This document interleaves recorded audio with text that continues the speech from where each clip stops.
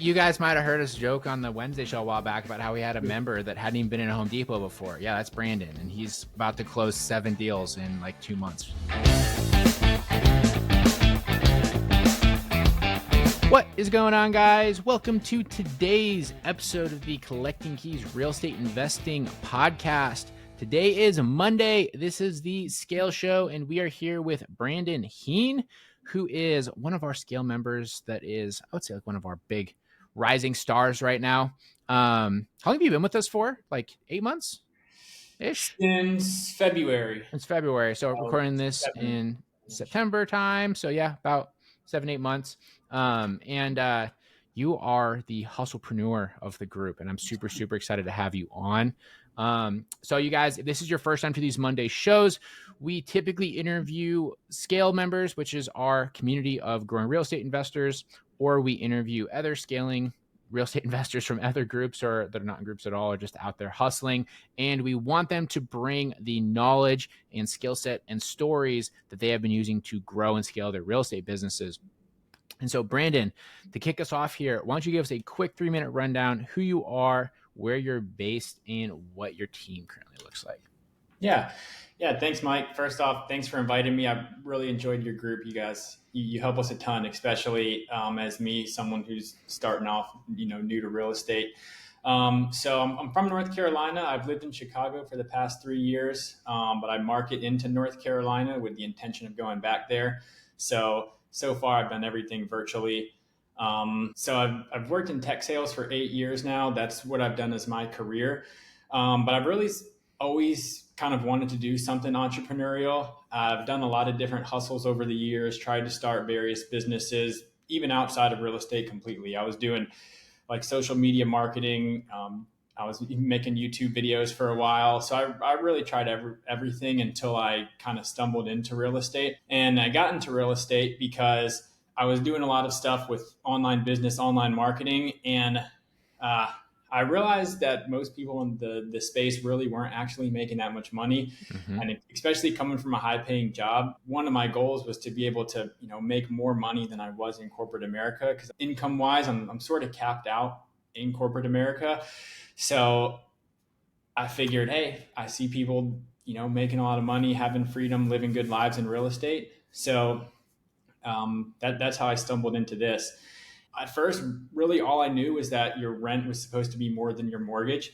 And, nice. Looking back on it now, it's funny because something that you guys preach is massive income before passive income. But all I knew was that you make money in real estate by quote unquote cash flow. So last year I bought my first rental property. Obviously, it's a hard time to buy rental properties. I think my interest rate was 7.5%. And I was so confused because I was like, how do people cash flow? Literally nothing works. So I ended up buying a house for like 25% down. After closing costs and everything, I ended up paying like $80,000 for a rental property that cash flows $300. Nice. Yeah. And another funny part of that was it was a new construction home because I was like, well, buying that'll be easier. Like instead of buying a home I have to fix up, which kind of just shows like how much of a rookie I was literally less than a year ago in real estate to have that. Yeah. I mean, I'm impressed you're able to find a new construction that actually cash flowed at 7.5% interest though. Or even more than that probably. 25% down. So yeah. I mean, that was standard. It's so funny because that's like the same as my story. The first ones that I bought when I cashed out my 401k from Boeing, I bought 2 new builds that were around the corner from where I lived. And my thought process was exactly the same. It's like, oh, it'll be like no work. It'll just be free money. And then I got to the closing table and I was like, oh shit, well, there goes all of my 401k. And that's why I got into flipping houses because I didn't have any more money left. Yeah. Exactly. And, my goal had always been to have my own company, get out of my W-2. And I was like, well, this is never going to work. So I joined another mastermind group that's all about, different creative real estate strategies. And that's where I met you.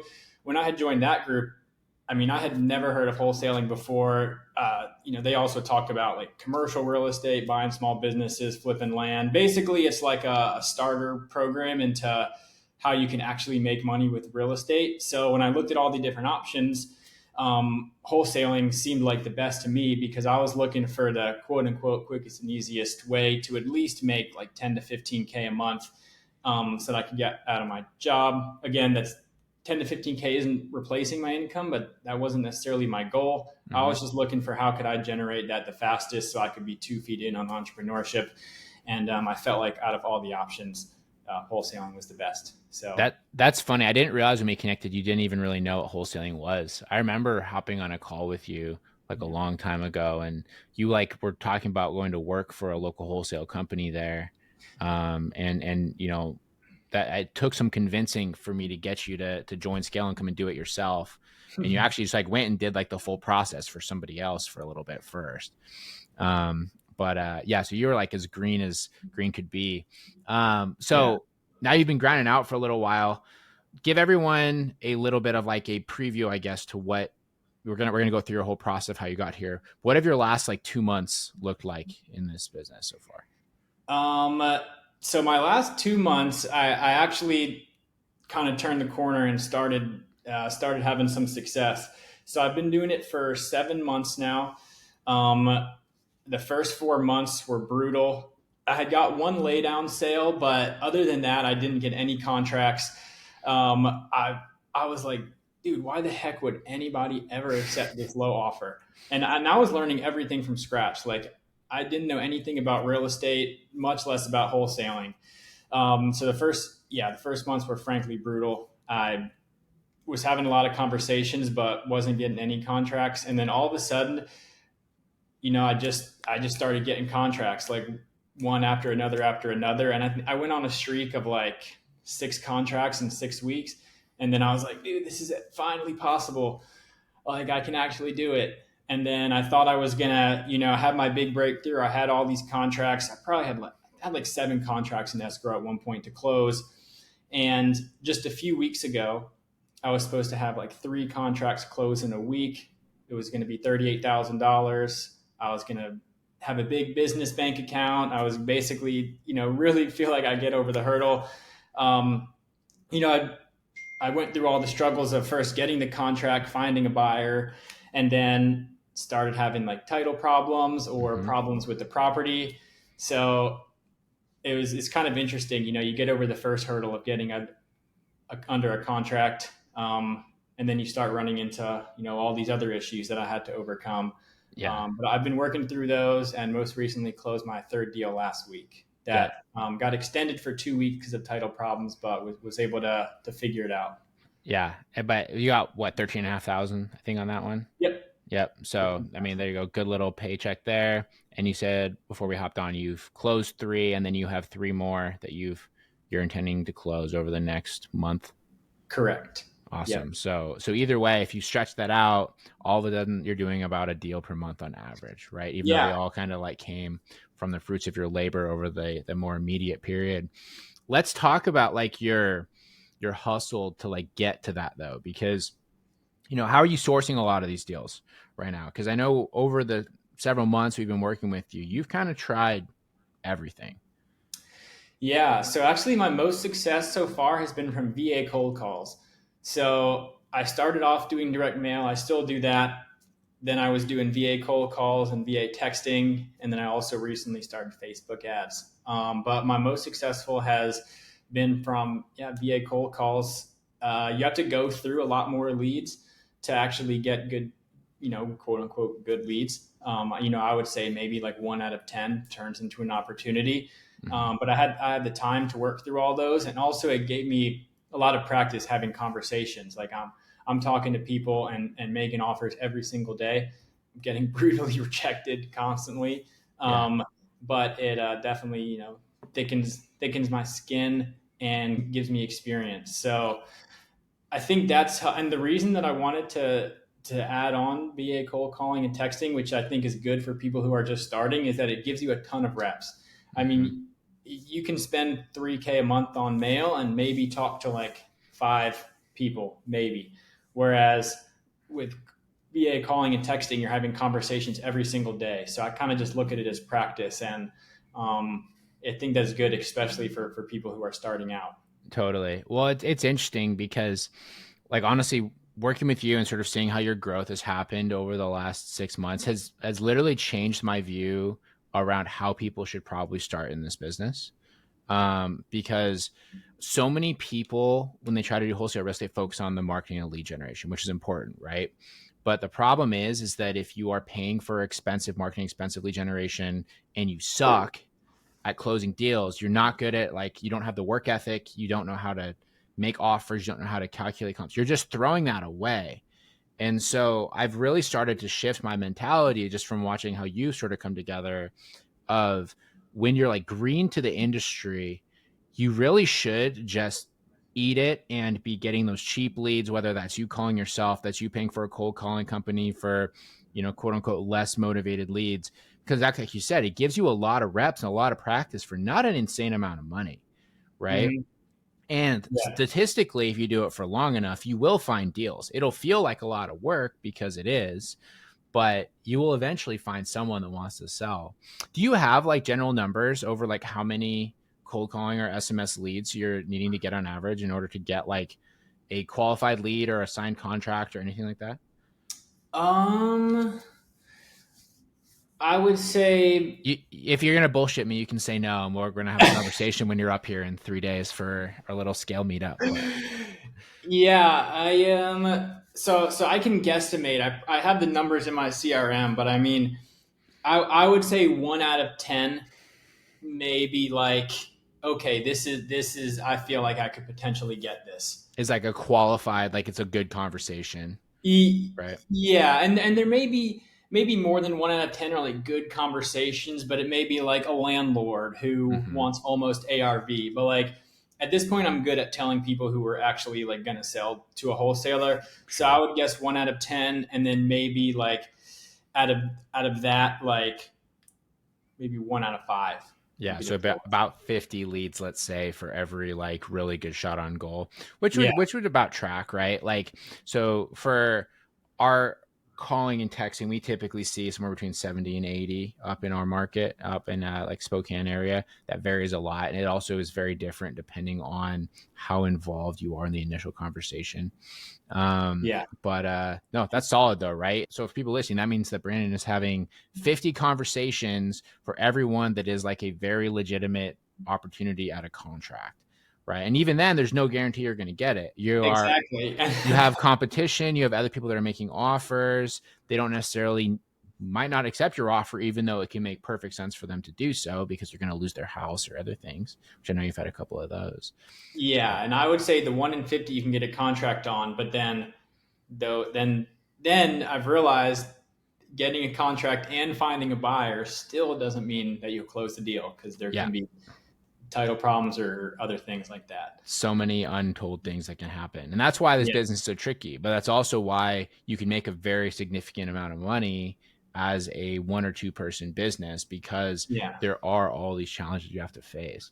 Yeah. And then Um, once you finally do get it, the deal come in, it's like, okay, close a deal. Now I just covered 3 more months worth of marketing spend. yeah, right. And that's a great way to look at it too is, you know, instead of getting kind of greedy and trying to like pay yourself, if you instead choose to reinvest that over the next little bit, that's how a business starts to grow, right? If you can just Yep. bank the next 6 months of operation, whatever that looks like, and then, focus on that reinvestment. So many people get caught up because they are so worried about like recomping their like initial investment in the company and the businesses that they don't do that, and they instead try to continue running on their shoestring budget of like $1,000 a month, and they're like, why is this still hard? I've been doing this for Yeah. 4 months. It's because you never reinvested to make the system better, Yep. right? So that's awesome, man. So what do you think was like the big difference for you from going those like initial handful of months to that period of time where you were signing a contract every single week? Because I mean, that wasn't that long ago, right? I remember it was like constantly you were posting wins in the wins channel on Slack. Hmm. Yeah. So I would say there's a couple things. One is just starting to make more offers, even when they were uncomfortably low. I started doing this more after KeysCon because at KeysCon I noticed that I just wasn't making that many offers because I was like, why would anyone ever accept this offer? So I just started making offers that made sense, and then people would just start saying yes. Like Mm-hmm. I remember the first one I did that I was like, she was asking 180 and I had to offer 103. I was like, there's no way going to accept this. And this was from a cold call, same day contract. That's crazy. Yeah. And then I just said 103, and she was like, all right, what's next? And I, at that point, I didn't even really know how to explain what's next, because I hadn't been through the process of getting a contract and giving it to a title company and going from there. So I kind of fumbled through like what would happen next. And then I was like, all right, how do, how do I get a contract and give it to her to sign? Yeah, right. Pretty much. But then once I did that, I could much more confidently explain to people the process. So like even before I got them under contract, I'd be like, so if you accept, this is what it's going to look like, and just make them feel confident that I knew what I was doing, and that they would be taken care of throughout the whole process. So that was one thing. Another thing was about 3 months in, I found someone on Facebook who and this has been a huge game changer for me for someone who has basically no experience in real estate or construction. I basically like reverse wholesale everything, which means I have a buyer in the area who also does real estate full time. And I just send him all of my leads after I talk to them. But before they're under contract or anything, I'm like, hey, I just talked to this person. How much would you buy this for? And he tells me how much he would buy it for. And then I use that to go get my offer and negotiate, Mm-hmm. because I'm not great at figuring out ARV, and I'm even worse at figuring out how much rehab costs would be. So even still, I look at some of these leads, I'm like, I really don't know how much to offer this person. So literally every single one, and he'll get back. He does real estate full time. He'll get back to me within 10 minutes, 20 minutes, tell me what to offer on it. We talk every single day. And whenever I tell other people to do this, the thing they always say is, oh, well, what if they go and snake you and like steal your deal? And what I say to that is like, you know, the world's really not that bad of a place. Like Mm-hmm. most people are not out here trying to snake you. Like, could it happen? Yes. But I think in the business is a team sport. Real estate is especially a team sport. And if you have this mindset that everyone's trying to snake you, it's not going to be good in the long run. And reality is most not everyone's trying to snake you really. Like I think it would be very rare for someone to go ahead and do that. So having someone like that's been a big game changer for me. And then the third thing is just leads being in my system for longer. Like now I'm Mm-hmm. getting contracts on leads that have been in my system for 100 days or 120 days. And, those just start to add up. Yeah, that's an underrated piece. That last one that most people don't understand is like we call it like building that lead snowball, right? But once Mm-hmm. it's kind of there, it gets bigger and bigger and bigger, and you can always kind of carve a piece off of it, right? But when Yeah. you only have 20 leads in your system, like you're not going to have that same sort of like past opportunity that might come around again. Yep. Um, but I love that all though, dude. That's all such simple stuff, right? Like very basically, you recognize that there was something that you weren't doing or was a problem, and you just found a solution. Especially the offers piece. I mean, you're on scale calls. How often are we talking with guys that are like they just need to like make an offer on the house, but they're trying to like give a full breakdown of like every single nail and screw that's going to go into this thing. It's like that's not how it Yeah. works. Just like throw it out there. You don't know, and then figure it Yeah. out afterwards, right? Yeah. And Or I have no idea how much any nails or screws cost. Like, so yeah, yeah. I mean, you guys might have heard us joke on the Wednesday show a while back about how we had a member that hadn't even been in a Home Depot before. Yeah, that's Brandon, and he's about to close 7 deals in like 2 months. So yep. yeah, I mean that's amazing. And then that connection that you made on Facebook. So that guy is real estate full time. He's a realtor. Did you know him before? Or was that just completely cold outreach? So he's not a realtor. Oh, So really? the very first deal that I got on a piece of land, I posted it on Facebook, and then I had a bunch of people reach out to me about the land, and then he was one of them. And yeah, we just built that relationship over time. A lot of people won't want to comp 5 deals for you every single day because they're doing other stuff. And actually, this guy comped deals for me for 4 months before we got a contract. That's awesome. Um, and then he got it. He closed the deal with me. He got the house for 0% down, 0% seller finance, and I have like 3 or 4 more other contracts assigned to him. So he basically stuck with me for 4 months, and now he gets. It's beneficial for him because he gets first dibs at all Yeah, deals, and now he'll go like walk properties for me, even if he doesn't want to buy them. that's awesome, right? And it's a mutually beneficial relationship, and that's something as well is that like when you're starting out and you're trying to find that person, if you can give that impression that you do have hustle and you're going to have opportunities and stuff, people are happy to help you. Right. And that's another thing that you're talking about, like what happens, people snake your deals. I think it's another concern people have where they think that more established investors don't want to work with them or don't want to help them, which isn't true most of the time. And if you do try to reach out to like a big wig flipper and they don't want to help you, fuck that person. Go find another one, right? There's tons of them in every market. And you being like, I don't know, let's say willing to put yourself out there and show that you're going to bring them value. I guarantee you that guy's not upset that he went those 4 months without him getting a deal now, because you are essentially free lead generation for him. Yeah. And he's paying you for it. But if they weren't good deals, he wouldn't buy them. So he's not having to do that much extra work to just like increase his pipeline. Yeah, exactly. So well, that's awesome, man. And so as you're going through these, what are some of like the biggest challenges that you face doing this virtually? Because we've kind of we mentioned that briefly at the beginning, but you've been living in Chicago, doing this in North Carolina. That comes with a whole other set of issues aside from the fact that you were completely green to real estate when you started. So what are like some of the big challenges with that, and how have you overcome them? I would say I guess big challenge is just not being able to go meet people in person and shake their hand and get their trust. I was in North Carolina a few weeks ago and I went to go visit 3 sellers in person, and I was like, it was such a big difference. Like with 2 of the 3 people, I walked up and like they were like, we like you, like we want to work with you. It just totally changes the vibe of everything. So to overcome that is just simply more volume.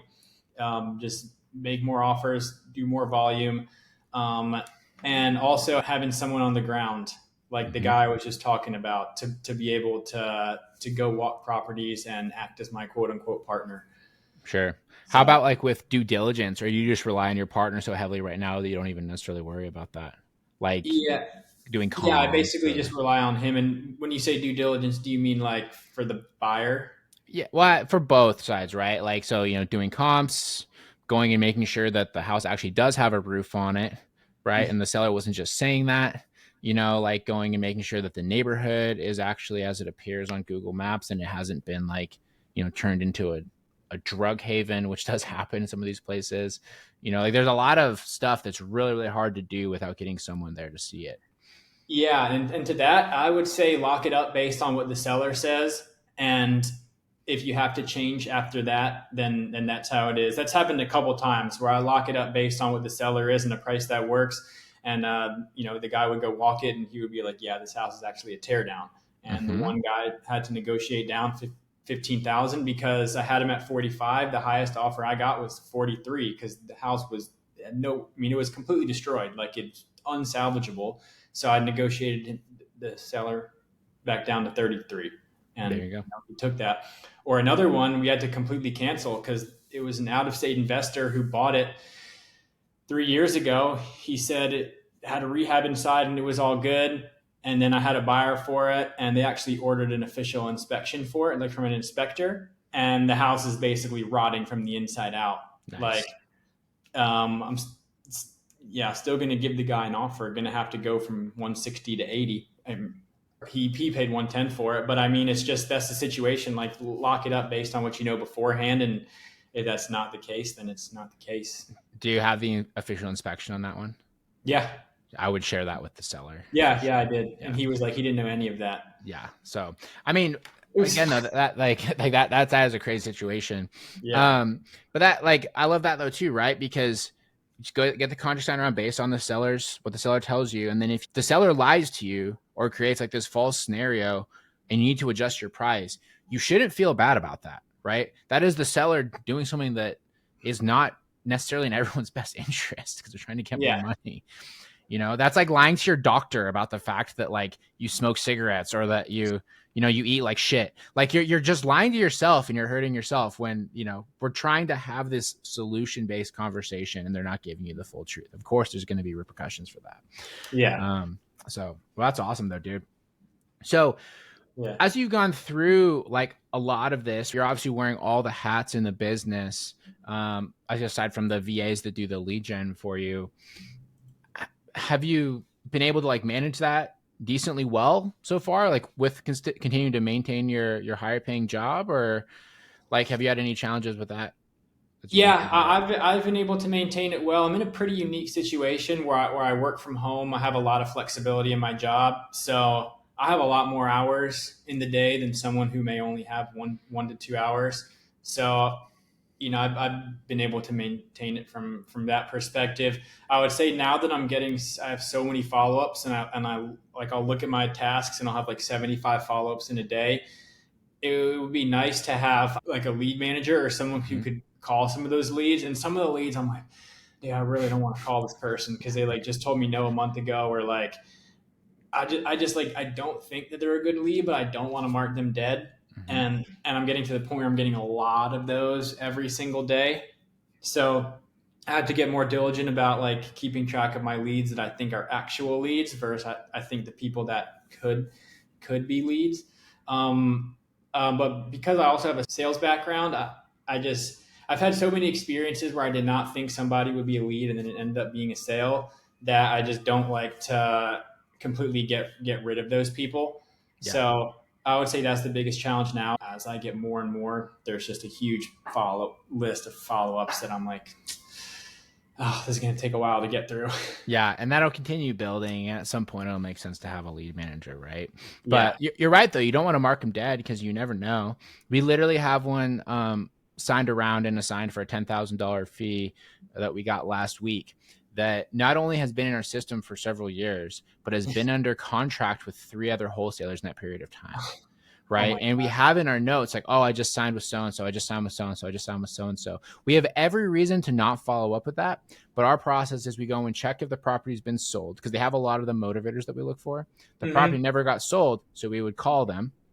And then sure enough, we were the ones that were able to get under a contract at a price that makes sense and find a buyer for it. Yeah. So you just never know, right? If you don't follow up with them, you don't make the money, right? But Yeah. And hearing stories, that's why like being in groups like this is so important. Like hearing stories like that from you and all the other guys in the group is just like knowing that it's possible. yeah. I, If you're doing it on your own, you may never even think about that to keep those leads in the system. So, Totally. Yeah, I love we're getting some Chicago audio texture there with the oh sirens in yeah, the background. There we go. That's sound how you effects. know you're in the is it the shooting capital of the world? Is that technically what Chicago is? That's But what no, they I say. I love Chicago. Great city. Yeah, But right on, dude. So what's next for you? You got your first little bit of success. You're gonna start banking some money. Um, yeah. going to say virtual wholesale? You looking to move back? You looking to build a team? You looking to just hustle and make a few $100,000 a year and go on vacation? Like, what's your plans? Um, yeah. So I am moving back. My goal when I started this in the year was to be able to move back to North Carolina. That's where I'm from. I have a huge network there. So I wanted to build the business to a point where I would be able to basically move back there. And my goal in February was to get a deal in August, September, and October for at least 10 to 15K, just so I could like have some proof of concept. And even though I thought I was gonna, there was a point where I was, well, 4 months in, I was like, dude, there's no way this is ever gonna happen. I was like, I don't know how I would ever get a deal. And then the next 2 months, I was like, oh yeah, I was like, I'm about to crush this goal. I'm about to be doing like 3 deals a month, have all this money in the bank. Then all those title problems happen. And now it looks like I'll end up basically exactly at my goal, which is That's about like awesome. a deal in August, September, and October. Hopefully 3 deals in October, but maybe, definitely probably at least one or Yeah, two. awesome. And then after Yeah. that, what are you planning to go with it? Yeah. So I'm probably gonna rock. I don't really want to build a huge team. I kind of want to rock and roll like how I'm doing it for now. I mean, I think it's very realistic on like 5K a month to do like 20 to 30K a month in revenue. I haven't done Easy. that yet, so I can't say for sure that's possible, but I just feel like it is. Um, and then really once I'm 2 feet in on entrepreneurship and I'm doing this full time, my goal is to just network in the real estate space, listen for opportunities, um, and figure out what I want to do from there. Yeah. I think when you're like full in on entrepreneurship, more doors open to you, Mm-hmm. um, and you just, you have a lot of opportunities. I want to start sharing more of what I'm doing online, and just see where it takes me. Yeah. And also being virtuals, super important for me. That was one of the main reasons why I wanted to do this. So, being able to travel out of the country for a month, which I really like doing. I've done that a lot of times in my life, being able to do that, when I want. And that's part of the goal as well. So we'll probably rock and roll as a solo operator for a while and see where it takes me. There was a good quote from Alex Ramosi I heard about entrepreneurship that was like, you don't know exactly where the cheese is or what it is, but it's out there. Mm-hmm. So That if is you very just true. dive in, take action, and do something, like, opportunities will present itself. I had no idea I would ever even end up in real estate. Mm-hmm. Just you just do one thing at a time, and things open up from there. Totally. And once you kind of understand how to make money, how to do general marketing, how to do general sales, you can apply that to anything that you want to do in the future as well. Whether Mm-hmm. that's continuing to do wholesale real estate, whether that's, going into your branding stuff that you've talked about or doing like e-commerce, a lot of the fundamental principles are really similar. I think it's important to like focus on one avenue and make like Mm-hmm. your good chunk of money, get your first couple $1,000,000 before you kind of get shiny object syndrome, in case you get bored or something like that. But Yeah. like the skill set of entrepreneurship is so transferable. And Yeah. that's one of the challenges that I always have when I connect with like new people and they kind of have these like goals and stuff where I'm like, you don't necessarily know, right? Like what you want yet because you haven't had any sort of like freedom or you have no like actual proof of what you can do. And that's why people that are like kind of confined, they always have really, really basic goals. And then once you understand how to make money and you make that first bit of money is when you actually learn what you want in life. And so you kind of Yeah. have to go through that process. Exactly. That's why, I don't necessarily have revenue goals. Yeah. I don't know what I'm going to be doing a year from now. And I Yeah. think that's because I've just tried so many different things. I'm a more believer in acquire skills Mm-hmm. and just keep following your interests and skills. And eventually you will find something that you like and that also makes you money. There you go. I love it. Perfect. Yeah. Right on, man. All right. We're going to dive into our end of show questions here to wrap up this one.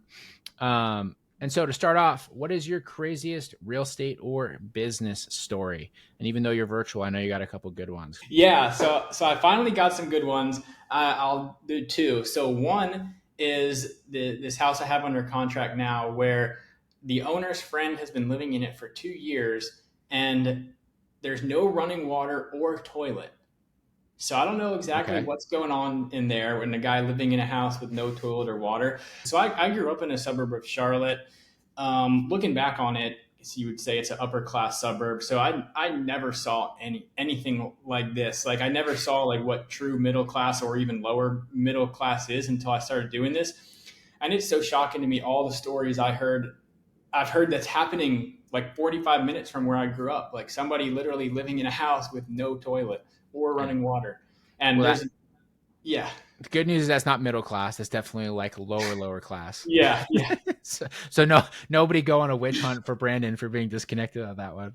But yeah, it is very crazy though. So that dude has literally has like, does he just not go to the bathroom? He's like drive to a gas station? Like what does he do? I was assuming backyard, but I don't know. Does it get cold in Charlotte? Like winter? Um January and February can get to like the 30s. Okay, yeah, so it gets cold. God damn. But then the other story was I was in person and I was with this guy, um, and we were looking at his. He called it a house. It was really a shed, but anyways, it was supposed to be vacant. I'm there with him, just hanging out. He's trying to unlock the door. He only has a screwdriver to try to unlock it, and all of a sudden, I just hear, "Who the hell are you?" And there was a squatter in his house. Like some lady looks like she just woke up and she's like this. She's like, oh, like all dazed and confused. And he's like, what the fuck are you doing in my house? He's like, who are you? And I was like, oh, it's a squirrel squatter. So I kind of like took my phone out to like record it. I was like, oh. And then he was like, well, you can come in here and check it out if you want. And I was like, I gonna get like hit in the head with a hammer if I walk in here or Yeah, something? no shit. But she had a just air mattress sleeping in this dude's shed, basically. Did you sign that one? No, he wanted $80,000 for the. It's literally a shed. Like it has a double door shed, like double Nice. doors. Yeah. I mean, maybe it'd be worth like 30 to 40K. So I offered him 35, and he said he's going to try to do something with it. But if not, he'll come back to me. Definitely follow up with that one. That will be Yeah, a deal for sure when he realizes that there's not really a lot for him there and he has to keep dealing with people breaking in and living in there. yeah. But He was like, should I call the cops? I was like, I don't know. I mean, I guess like they're trespassing. Yeah. Yeah. But that's so funny. All right, good stuff. If you could go back to the very beginning, what's one thing that you do differently? Yeah, so I knew this was going to be a question, and I've been trying my hardest to think like what I would do differently, um, and it's hard because I feel like everything I've done has been like what I thought was best at the time. I mean, I Mm-hmm. I literally started like in your group, so I basically just did everything you guys said. So there's nothing that like stands out as like, oh, that was a big mistake I made. Or I would say, I guess, just as general advice, as like people going into it, things I hear people saying is like from the very beginning, you got to be like super committed if you Mm-hmm. if you want to be successful. Like for me, I'd been trying to get into entrepreneurship for a few years, and this was like my last go at it. Like I was like 29, I was like, dude, I have to make this work, or it's like game 29, over so for me. old. Like, I was, well, yeah, but I mean, it's like it's coming up on a period.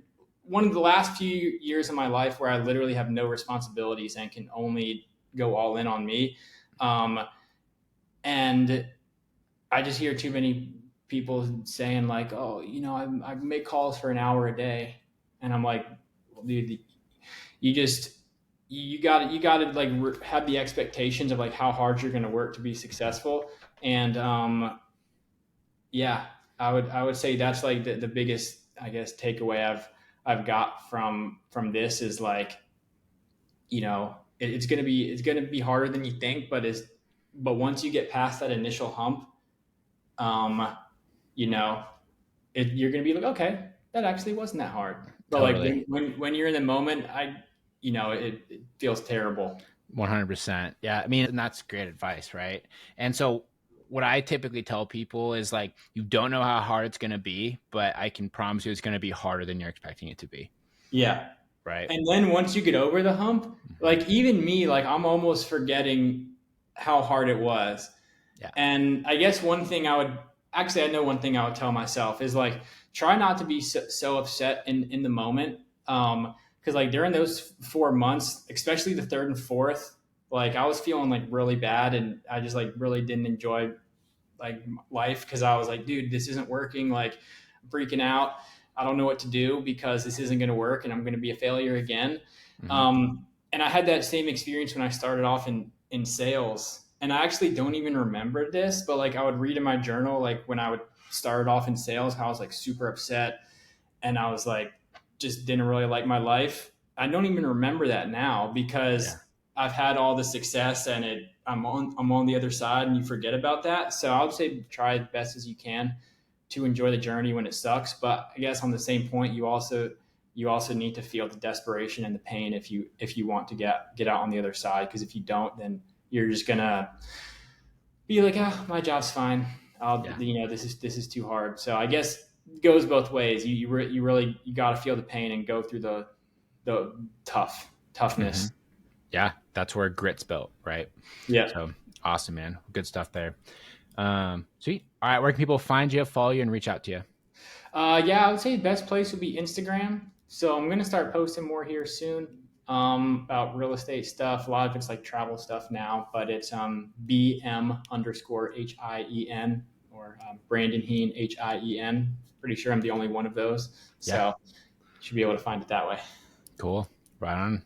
Buddy, well, thanks so much for coming on the show, man. I really, really appreciate you sharing all those insights. And seriously, congrats on the success you've had so far. And I'm really, really excited to see how the future pans out for you as well, because I know Yeah. it's going to be very, very bright. Awesome. Thanks so much. Couldn't have done it without you guys. Yeah, absolutely.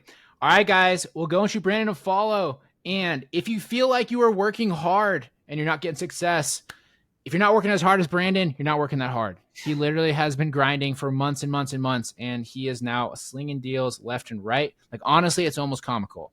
I feel like every other day he is posting some kind of big win in our little Scale Slack channel, and it's really, really cool to see. And it is the perfect example of what it can look like if you just have absolute blind faith in the process. You're willing to put in the hard work, and you don't mind making some mistakes here and there. Because in case you couldn't tell, Brandon has made quite a few, and here he is. He's still alive, and he is very, very successful these days. So Yeah. awesome, buddy. Well, thanks for coming on the show. And everybody, thanks for listening, and we'll talk to you guys next week.